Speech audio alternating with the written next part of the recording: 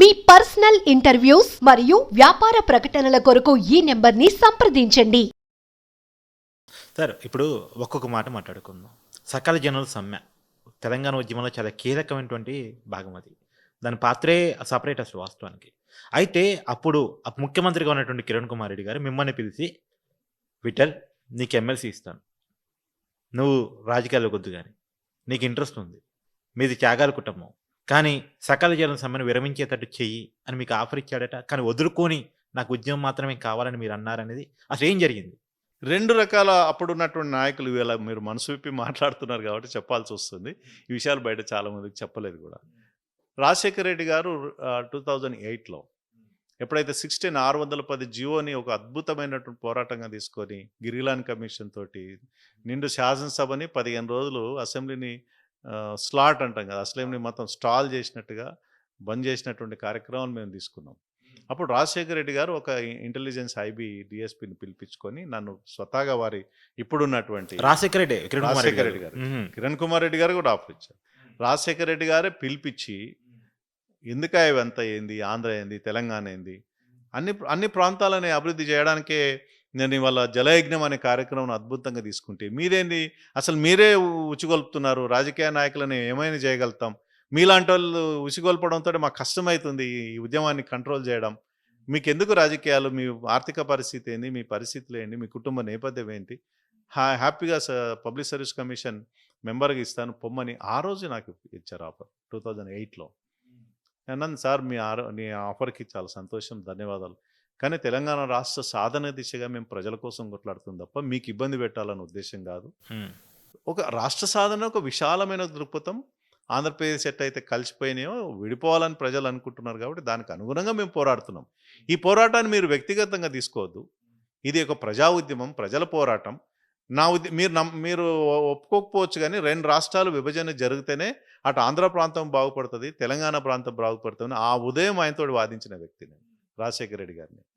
ఆంధ్ర ప్రాంతంలో నేను చెప్పాను ఆయనకు, సార్ మీరు ముఖ్యమంత్రి ఉన్నారు సార్, ఆంధ్రలో ఈ నిమ్స్ ఎందుకు లేదు, ఆంధ్రలో ఒక హైదరాబాద్ యూనివర్సిటీ ఎందుకు లేదు, ఆంధ్రలో డిఎంఆర్ ఎందుకు లేదు, ఆంధ్ర డిఫెన్స్ కంపెనీస్లు ఏం లేవు, ఎందుకు మీరు మరి ఆంధ్ర ప్రాంతం డెవలప్మెంట్ గురించి ఆలోచించట్లేదు అని అంటే ఆయన నన్నే క్లాస్ వీకడానికి వచ్చిన ఒక జోకిగా తీసుకొని, సరేనా ఆయన ఇష్టం, నీలాంటోడు ఉండబట్టి ఇట్లా ఉద్యమాలు నడుస్తున్నాయి అని ఒక సెటైరికల్గా భుజం తట్టి మనసులో ఏం పెట్టుకోకుండా పంపించిన గొప్ప వ్యక్తి నేను. అంటే రాజకీయాలకు అతీతంగా రాజశేఖర రెడ్డిగా నా కోణంలో చూస్తాను నేను.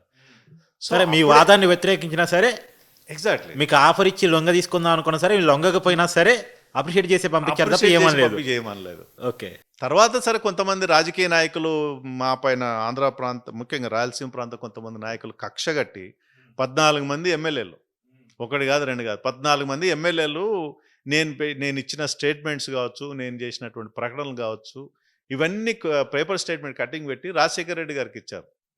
రాజశేఖర రెడ్డి గారికి ఇస్తే ఆయన ఏదో క్యాజువల్గా సంతకం పెట్టాడు, అది ఫైలు మూమెంట్ అయింది, డిస్మిసల్ స్టేజ్కి వెళ్ళాలని చేసిరు, ఆ ప్రయత్నం చేశారు. రాజశేఖర రెడ్డి గారు మళ్ళీ గెలిచిన తర్వాత ఆయన లేకపోవడం, ఆ ఫైల్ ఎక్కడో మూలకు పోవడం అనేది జరిగింది. అది ఇట్స్ ఫ్యాక్ట్. అంటే మా వ్యక్తిగతంగా నా పైన దాడుల సంగతి చెప్తాను, ఎందుకంటే నేను అనేక దాడులు జరిగినా నేను చెప్పలే. మీరు మొదటిసారి నాకే జర్నలిస్ట్ క్వశ్చన్ అడగలేదు, మొదటిసారి మీరు అడుగుతున్నారు కాబట్టి. ఆ రోజులు ఎందుకు చెప్పలేదంటే లక్షలాది మంది మా వెనకాల ఉన్నారు, వేలాది మంది ఉద్యోగులు మా వెనకాల ఉన్నారు. ఇప్పుడు సైన్యంలో సైనాధికారినే కొట్టగలిగితే సైన్యం వారిపోతుంది. అవును, మేము చేస్తున్న పోరాటం అట్లాంటిది. సో సైనాధికారికే నష్టం జరిగితే సైన్యం నిలబడదు, చెల్లాచెదరవుతుంది. సో కాబట్టి సైనాధికారికి ఎన్ని రకాల ఒత్తిడి వచ్చినా, ఎన్ని రకాల వ్యక్తిగతంగా అవమానాలు జరిగినా, వ్యక్తిగతంగా నష్టం జరిగినా ఒక ఆత్మస్థైర్యం కోల్పోవద్దు. అంటే మా ఉద్యమకారులు ఆత్మస్థైర్యం కోల్పోవద్దని నా టార్గెట్స్ నేను ఎప్పుడు చెప్పలే. సో కిరణ్ కుమార్ రెడ్డి గారు కొంత ఎక్స్ట్రీమ్గా మా పైన టార్గెట్ చేశారు. సకల జన సమ్మె కావచ్చు, సాయనికర కావచ్చు, సాగరహారం కావచ్చు. సరే వాళ్ళ ఆ రోజు మీకు తెలుసు కిరణ్ కుమార్ ఇప్పుడు మా బీజేపీ పార్టీలో ఉన్నారు, అది మీ పార్టీలోనే ఉన్నారు. వ్యక్తిగతంగా నాకు చాలా మంచి వ్యక్తి. ఆయన స్పీకర్గా ఉన్నప్పుడు కూడా నాకు పరిచయం. కానీ ఆయన ఒక సమైక్యాంధ్ర నిదానాన్ని ఎత్తుకున్నాడు, మేము తెలంగాణ ఉద్యమాన్ని ఎత్తుకున్నాం. ఆయనకు నాకు ఒక రకమైన ఘర్షణ వాతావరణం ఎక్కడ ప్రారంభమైందంటే, కేంద్ర ప్రభుత్వం అప్పట్లో సోనియా గాంధీ గారు కోర్ కమిటీ వేశారు. మీకు ఐడియా ఉంది, సకల సమ్మె ఇవన్నీ అయిపోయాయి. అవును అవును సోనియా గాంధీ గారు కోర్ కమిటీ వేసిన తర్వాత ఆంధ్ర ప్రాంతం నుంచి కిరణ్ కుమార్ రెడ్డి గారు ఎందుకు రాష్ట్రం సమైక్యంగా ఉండాలని ఎందుకు కోరుకుంటున్నారో ఆయన రిప్రజెంట్ చేయాలి, because as a chief minister of state. అవును అవును అవును సో తెలంగాణ ప్రాంతం నుంచి ఒకళ్ళతా పుచ్చుకున్నటువంటి అప్పుడు డిప్యూటీ సీఎం దామోదర్ రాజనరసింహ గారు, ఇప్పుడు హెల్త్ మినిస్టర్ గా ఉన్నారు. వారు తెలంగాణ ప్రాంతం నుంచి ఎందుకు రాష్ట్ర విభజన జరగాలన్నటువంటి బాధ్యత ఈయనకు అప్పచెప్పింది కోర్ కమిటీ. ఇద్దరు అనమాట, ఇద్దరు వాదనలు. కోర్ కమిటీ ముందు ఎందుకు రాష్ట్రం కలిసి ఉండాలి అని ఆయన చెప్పాలి, ఎందుకు విడిపోవాలని ఈయన చెప్పాలి. మళ్ళీ ఉమ్మడి రాష్ట్రానికి ఆయన ముఖ్యమంత్రి, ఈయన ఉప ముఖ్యమంత్రి. సో ఆ కోణంలో దామోదర్ రాజు మాకు బాగా చాలా పరిచయము.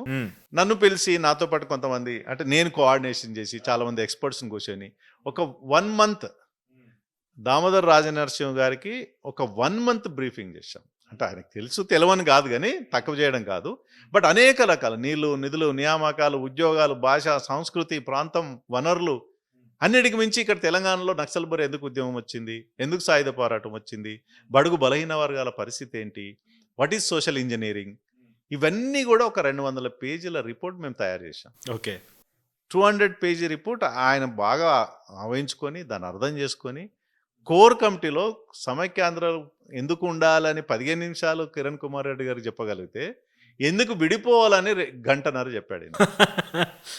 అక్కడ సోనియా గాంధీ గారు అట్రాక్ట్ అయ్యారు దామోదర్ రాజనరసింహ విషయం. ఈ డిమాండ్లో న్యాయబద్ధం ఉంది. విద్యార్థుల పోరాటాలు, విద్యార్థుల ఆత్మతర్పణలు, ఉద్యోగుల పోరాటాలు. ఇవాళ నేను చాలా స్పష్టంగా చెప్పగలుగుతున్న కార్తీకన్న, just because of Sonia Gandhi the Telangana is delivered. Telangana వచ్చింది అంటే పార్టీలకు అతీతంగా సోనియా గాంధీ గారి బొమ్మ ప్రతి ఇంట్లో పెట్టుకోవాలి తెలంగాణ ప్రజలు. ఓపెన్ గా మాట్లాడుతున్నాను నేను అనుకుంటున్నాను, ఎందుకంటే మీరు బీజేపీలో నా మాట చెప్పగలుగుతున్నారు అంటే మీరు నిజంగా ఓపెన్ గా మాట్లాడుతున్నారు. 100% కేవలం సోనియా గాంధీ గారి నిర్ణయం కారణంగా. సోనియా గాంధీ గారు కూడా ఎందుకు నిర్ణయం తీసుకున్నారు, ఇక్కడ రాజకీయ పార్టీల పోరాటాన్ని ఆమె ఎప్పుడు పట్టించుకోలేదు. రాజకీయ పార్టీల రాజకీయ అవసరాల కోసమే చూసింది. కానీ విద్యార్థుల పోరాటాలు, విద్యార్థుల ఆత్మబలిదానాలు, ఉద్యోగులకు ఏం సంబంధం, ఉద్యోగులు సకల జన సమ్మె 42 రోజులు ఎందుకు రోడ్ల మీదకి వచ్చారని అర్థం చేసుకొని 31 తారీఖు జీతం చేసుకోవాలి. 2 దసరాకు దీపావళికి జీతాలు లేవన్నా. అవును, 2 పండుగలు పోయినాయి అప్పుడు. అవును. సో అక్కడ దామోదర్ రాజనరసింహ గారు ఇచ్చినటువంటి సోషల్ ఇంజనీరింగ్ రిపోర్ట్, ఇక్కడ ఎందుకు సాయుధ పోరాటం వస్తుంది, ఎందుకు నక్సల్బరి ఉద్యమం ఇక్కడే ప్రారంభమైంది, ఎందుకు తెలంగాణ ఉద్యమం పదే పదే పదే ఇక్కడ నడుస్తూ ఉందని ఆమె అర్థం చేసుకుంది. ఆ కాజును అర్థం చేసుకుంది. కాబట్టి తెలంగాణ ప్రజల మనోభావాలను అర్థం చేసుకొని ఈ దామోదర్ గారు ఇచ్చినటువంటి రిపోర్ట్ ద్వారా ఆమె అర్థం చేసుకొని she has strongly taken a decision to deliver Telangana. మీరు ఆమె నిర్ణయాన్ని దేశ ప్రజల్లో, దేశ పార్లమెంట్లో 542 మందిలో కొద్ది మంది తప్ప అందరూ వ్యతిరేకించారు. అంటే నేను రాజకీయాల పార్టీలకు వ్యతిరేకంగా అతీతంగా చెప్తాను. ఆమె స్టబన్గా నిలబడ్డది పార్లమెంటు వేదికగా. తెలంగాణ ఎంపీలు పోరాడినా, వద్దని ఆంధ్ర ప్రాంత ఎంపీలు పోరాడినా, దానికి బెంగాలీ లాంటి ఎంపీలు తోడైనా, నాకు తెలిసి పార్లమెంట్లో అంత గందరగోళమైన వాతావరణంలో బిల్లు పాస్ అయిన ఈ దేశ చరిత్ర ఇంకోటి లేదు. తలుపులు మూసి కేవలం ఒకే ఒక బిల్లు 1947 నుంచి టిల్ టుడే అంత గందరగోళంగా తలుపులు మూసేసి పెప్పర్ స్ప్రెడ్ చేసేసి ఒక యుద్ధ వాతావరణం సృష్టించినా సరే సోనియా గాంధీ యొక్క స్టబన్ నిర్ణయం కారణంగా అది బిల్లు పాస్ అయింది.